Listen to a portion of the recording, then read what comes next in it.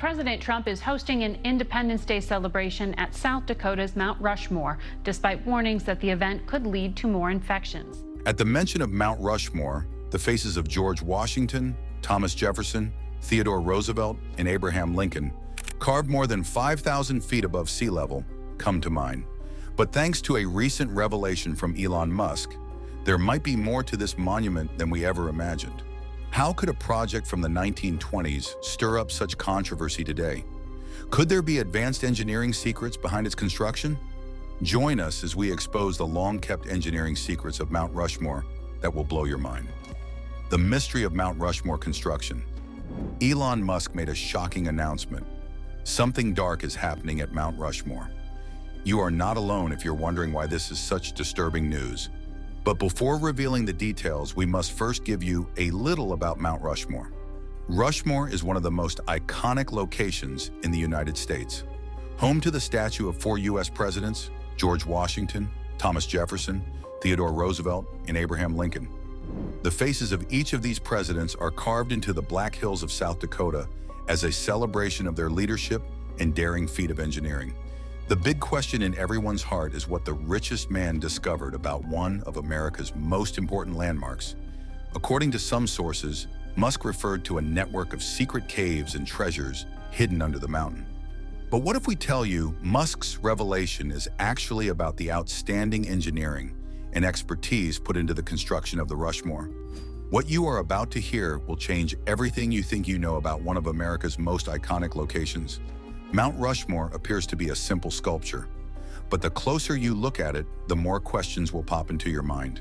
The scale of the work is incredible. We are talking about 60-foot-tall faces carved into solid granite on the side of an ancient mountain. It's almost as if the memories of the 4 presidents were hidden in nature. For many, the sheer size and precision of the faces carved into granite seem impossible, especially considering the tools and technology of the 1920s and 1930s. To understand why Elon Musk's recent revelation about the site has stirred so much curiosity, you have to go back in history and understand the difficulties faced by the engineers who created this masterpiece. The story of Mount Rushmore begins with Gutzon Borglum, the sculptor behind the project. Borglum wasn't just an artist, but a visionary who believed in pushing boundaries. His ambition for Mount Rushmore was great from the start. His idea was not just to carve faces into a mountain. He wanted to create something that would last thousands of years. Something our grandparents found amazing, and so are our current generations, and the many more that are coming after us. The carvings are symbols of democracy, freedom, and the American spirit. The reason why Borglum chose the Black Hills of South Dakota will give you a clue of how intelligent he was. He conducted studies across the country and found that the granite in South Dakota is among the hardest rocks in the world, capable of withstanding erosion and the passage of time. That is why the carvings are still standing to date, and they will remain so for at least 1,000 years. But like they say, every good thing comes with a price. The durability of the rock also made it incredibly difficult to work with. Unlike carvings made on relatively soft marble or limestone, carving on granite is like trying to bend a thick iron. Believe it or not, every chisel stroke on Mount Rushmore required a lot of effort and precision. The challenge was not just the work of the artists, it was a deeply technical project. That is why Borglum assembled a team of over 400 smart workers to bring his vision to life. Surprisingly, the majority of these workers were not seasoned sculptors. Most were miners, farmers, and construction laborers with no experience in art. This is where Borglum pulled an incredible stunt that continues to shock project managers. Could you believe he trained them from scratch? Yes, you heard that right. Borglum taught them how to handle dynamite, chisels, and pneumatic drills. Just when he thought his troubles were over, the most dangerous phase of the project came. They had to use a lot of dynamite, which means a single mistake can cost human lives. To understand what we are talking about 90% of the carvings used explosives. Workers blasted away tons of rock to rough out the basic shapes of the faces. That was just the first phase. They had to spend several years fine-tuning the details of the faces by hand. The process was dangerous, to say the least. The workers often hung hundreds of feet above the ground, secured by little more than ropes. Unfortunately, accidents were frequent among the crew. But luckily, no one died during the construction. That is not all. The crew also had to deal with harsh weather, unstable footing, and flying debris. For them, every day was a gamble for their lives, but the challenges didn't end with the physical labor. Borglum's vision was so ambitious that he had to develop new ideas frequently, and his efforts will leave you completely speechless. Borglum's innovations during Mount Rushmore construction. Borglum and the team designed and built a custom scaffolding to accommodate the project. Remember, there was no way they would use the usual scaffolding because the mountain's surface was too rough. Instead, they created specialized platforms that could be adjusted as the work progressed. Then came the issue of measurement. How do you ensure that a 60-foot face carved into a mountain looks exactly like 60 feet when viewed from the ground? Borglum came up with a clever system involving using lines and a device called a pointing machine. With this, workers could build a small clay model of the sculpture to the mountain. Despite these precautions, mistakes happened. For instance, Thomas Jefferson's face had to be completely redone at one point because it didn't fit properly alongside George Washington. Imagine having to rework any aspect of a difficult project like that. There is something else Borglum got right. We are talking about the project timeline. Construction began in 1927 and stretched across 14 years, ending in 1941. You may not know that the team faced several setbacks during this time. Things got worse during the Great Depression, as there was no funding to get materials or to pay the workers. Sadly, Borglum passed away just months before the project was completed, leaving his son, Lincoln Borglum, to oversee the final stages of the project. Despite these challenges, the result was breathtaking. Each of the four faces, George Washington, Thomas Jefferson, Theodore Roosevelt, and Abraham Lincoln, stands today as a lasting legacy of the artistry and engineering spirit of Borglum. The level of detail is astounding. Every feature was carefully built to convey realism and personality, from the folds in Lincoln's beard to the sharp edges of Roosevelt's glasses. If you think that is all, you can witness another mind-blowing aspect of the Mount Rushmore project. This project simply pushed the limits of technology at the time. Do you know that the pneumatic drills used by the workers were cutting edge for the era? It was so rare that Borglum had to place special orders just to lay hands on a few. The result was amazing. The drills helped carve at a speed and precision that would have been impossible with manual tools. And there is something else about the dynamites. Borglum didn't just blast away rock randomly. The dynamite was placed strictly based on precise mathematical calculations. They controlled the direction and force of each explosion, and they knew exactly what they wanted before triggering each round of blast. But here's where things get interesting. Many people believe that the engineering feats behind Mount Rushmore hold more than meets the eye. Could Borglum have had hidden technologies or secret methods that he kept from the world? Well, it depends on who you listen to. According to some experts, Borglum used techniques far ahead of his time. This could have even been why Elon Musk commented about the site. If you are doubting it, then this will shock you.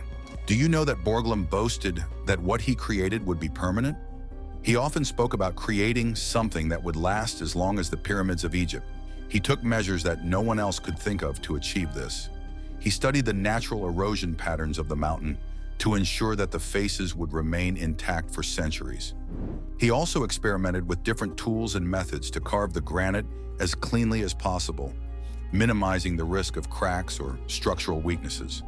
But the most shocking part was his use of a plaster model to guide the carving process. Let's break that down a bit.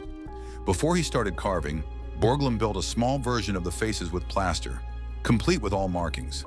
Experts who studied it even today believe the level of detail in this model suggests Borglum was working with more than just artistic intuition. He had access to advanced knowledge that was kept away from the public.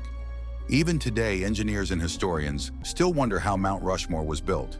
We've taken you through how Borglum and his 400-strong workers changed Mount Rushmore into what we know today. But as you stand there, looking up at those faces, you can't help but wonder what the logistical capabilities Borglum had in place for the project were. We are talking about machines now and not men. Well, his logistical efforts will surprise you. Logistics behind Mount Rushmore. So let's start with his top secret weapon, the pointing machine. Borglum adapted this tool from an ancient Greek design.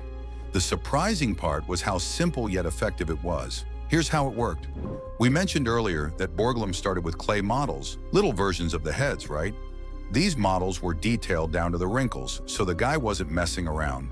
Now the pointing machine came in to scale those models up to mountain size. Imagine a 3D ruler combined with a measuring stick and a compass. It could pinpoint exact spots on the model and transfer those points onto the mountain.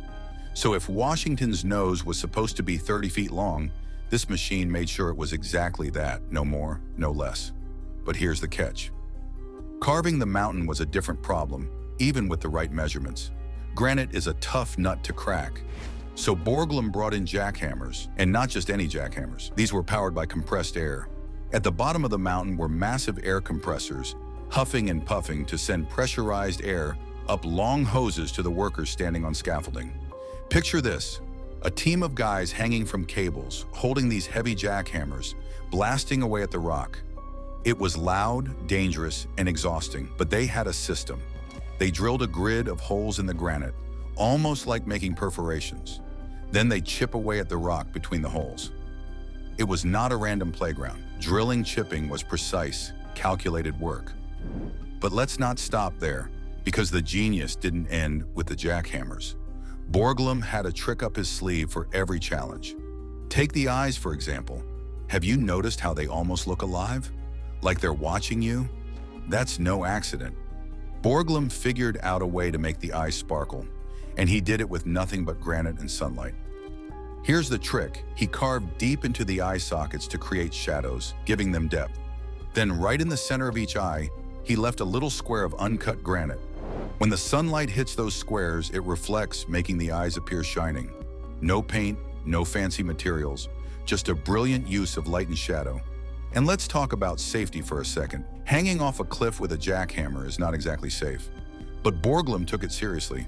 He set up harnesses, scaffolding, and a system to keep everyone connected. Workers had signals to communicate because, let's face it, shouting over the roar of jackhammers wouldn't cut it. Borglum ensured his team had what they needed to complete the job and return in one piece. Now back to the engineering for a minute, because this part is wild. The finer details like the noses, eyes, and mouths were carved by hand with chisels and jackhammers. But these were not your usual tools. Many of them were custom-made for the job. Borglum's team had to innovate on the fly, coming up with solutions for problems no one had ever faced. Because let's be real, no one had ever tried to carve 4 gigantic faces into a mountain. Rushmore was also sloppy, and there was no way workers could easily get up or down every day. To solve this, Borglum deployed cable cars. The cars were used to transport tools and materials up the mountain, and in no time they also became the lifelines for the workers, transporting food, water, and medications. The cable cars were connected by strong wires stretching between the mountain's base and the work site. Each trip was carefully planned to ensure nothing essential was left behind. Workers relied on them not just for their convenience, but for their safety.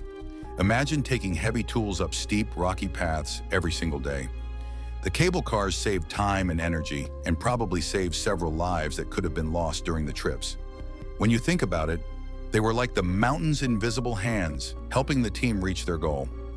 There is another thing that doesn't receive enough credit when talking about Mount Rushmore. That is a power supply. Do you remember the massive air compressors we mentioned earlier?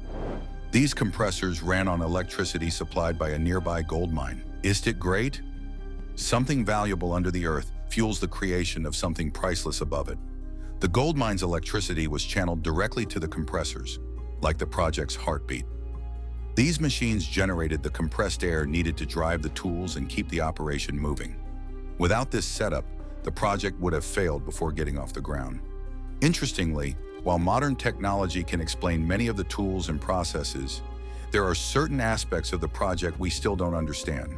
For instance, Borglum insisted on leaving an uncompleted hall on the mountain, which they call the Hall of Records. Why did he leave it uncompleted? Was it simply a lack of funding? Or did he discover something during the construction that made him change his plans? Keep watching to find answers. The Hall of Records. If you are to visit Mount Rushmore today, you would love to see the faces of the 4 presidents carved into Mother Nature. But there is another important location on the mount that only a few know about: The mysterious Hall of Records is hidden behind the presidential heads. It was built just behind Abraham Lincoln's head and was never completed. According to sources, the secret chamber was part of Borglum's original plan for Mount Rushmore. While the faces stood as symbols of American democracy, the hall was meant to serve as a library for the most important documents and artifacts in the United States. Historical records show that Borglum designed the hall to be a shrine to American history. If you're wondering about the kind of books that will be kept there, Borglum wanted books that tell future generations about the founding principles of the United States. According to architectural plans, Borglum's team planned to place a massive bronze door at the chamber entrance. If you enter through the doors, a long hallway would lead to a large hall, like a cathedral. This main chamber would house key documents like the Declaration of Independence, the Constitution, and the Bill of Rights, as well as records detailing the monument's history. Shockingly, this chamber would never be completed, and the reason for this is not what you think. Keep watching to find out. It all boils down to money and logistics. By the time work on the Hall of Records began in 1938, the project was already struggling to secure funding. The Great Depression had drained public money, and the government stopped supporting Borglum's plans to build the hall. To them, the chamber was like an unnecessary extravagance, especially given the mounting costs of carving the faces. Borglum doesn't like to give up easily, so he pushed forward despite the lack of funds from the government. Workers began blasting and chiseling their way into the mountain, using the same tools and techniques they used to carve the faces of the four presidents. By 1939, they had dug a large chamber about 30 feet deep and 50 feet tall. But just as the project seemed to gain momentum, it suddenly stopped. Historians do not blame two things for the failure of the chamber. The first was the eventual death of Borglum in 1941 and the beginning of the Second World War. Many years later, the unfinished chamber sat abandoned. Surprisingly, visitors even had no idea it existed. It wasn't until the 1990s that the Hall of Records was revisited. In 1998, a titanium vault was installed inside the chamber, containing copies of important documents and a biography of Borglum. This is a way to honor Borglum. Unfortunately, it fell far short of his original visions. According to sources, Borglum kept some dark secrets within the uncompleted chambers. However, none of that pops up in his journal.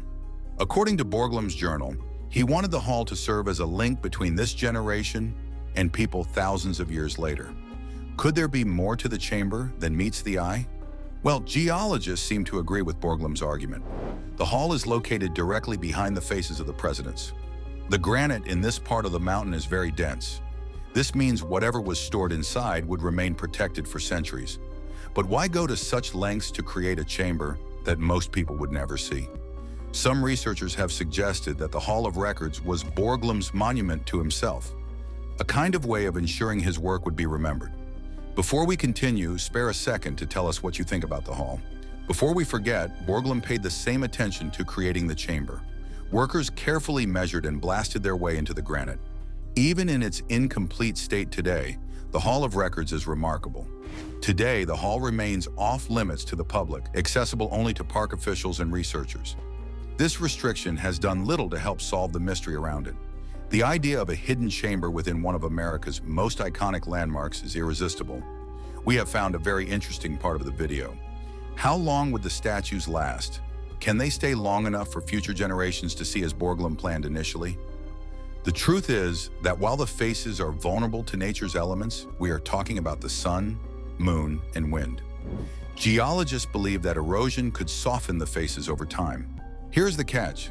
Since the hall was designed to last forever, unlike the faces exposed to nature, why wouldn't the government complete it today? Even if the faces were to fade, the chamber could be a lasting legacy of Borglum's vision. The Hall of Records represents more than a missed opportunity.